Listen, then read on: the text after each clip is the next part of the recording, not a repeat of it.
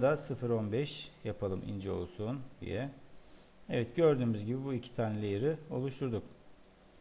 Şimdi hemen eksen layer'ında iken onaylayarak aktif ettik.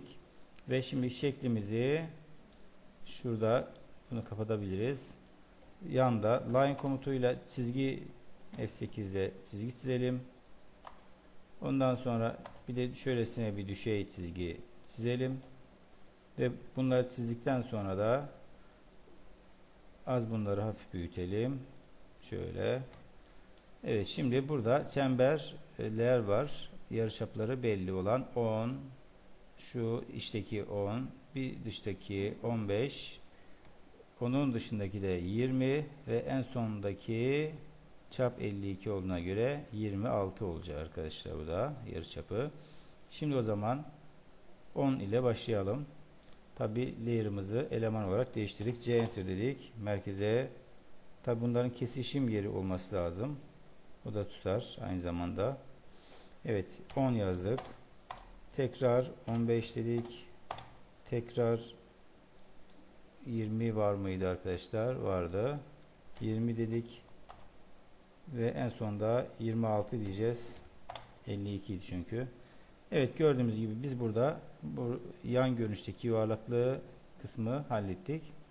Şu fazlalıkları geriye teptirebiliriz arkadaşlar. Evet. Şimdi burada gördüğümüz gibi bunun neyini yapacağız? Line diyelim. Burada ayrı bir bağımsız olsun. Şöyle line diyerek trim yaparak burada atma yapacağız ama burada şurada iki arasında yapmamız için şöyle yapalım.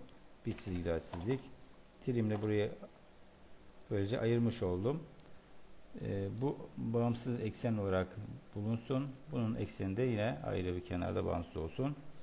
Evet, şimdi offset yarıçaplar 10'du arkadaşlar. 10 atabiliriz. Aşağıya da 10. Evet, ondan sonra 15 vardı. Tam merkeze göre 15 atıyorum. Ondan sonra 20 vardı. Merkezden yukarıya, yine merkezden aşağıya.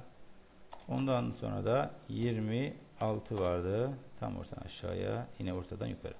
Enter'a bastım. Bunların olması gereken layer'ları